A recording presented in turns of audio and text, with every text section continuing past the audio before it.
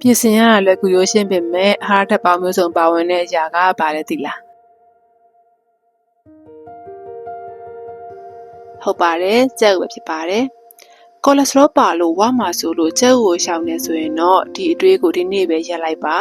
ကြက်ဥကိုမနေ့တိုင်းစားပေးခြင်းကရာသီတုပ်ကွေးဖြစ်ခြင်းကိုအတန်အသင့်ကာကွယ်နိုင်တယ်ကြက်ဥမှာပါတဲ့ခိုလင်းလို့ခေါ်တဲ့ဗီတာမင် B ပါခြင်းကြောင့်မလို့အသေးအစီဖုံးခြင်းကိုကာကွယ်နိုင်သလိုမျိုးအသေးအစီဖုံးတဲ့သူတွေအတွက်လည်းကြက်ဥစားခြင်းကသက်သာစေတယ်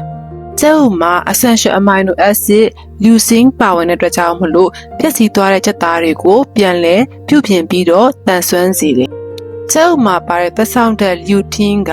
နေရောင်ခြည်ရဲ့ blue ray ကြောင့်ပျက်စီးသွားတဲ့မျက်စိရဲ့မြင်လွှာကိုပြန်လဲကောင်းမွန်စေတယ်။ကျုပ်မှာ phospholipid ပါတဲ့ကြောင့်မလို့စိတ်အာရုံစူးစိုက်မှုကိုအားကောင်းစေတယ်။ကျုပ်မှာပါတဲ့ vitamin K2 က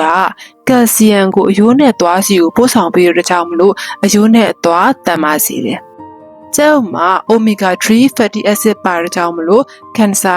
ယောဂါကိုကာကွယ်ပေးတယ်။ဒါအပြင်ကျုပ်ကြောင့်ရတဲ့ protein ကအသားရတဲ့ protein ထက်ပိုပြီးတော့အစွမ်းရည်ဖြစ်စေတယ်။ဒီတော့မနက်စာ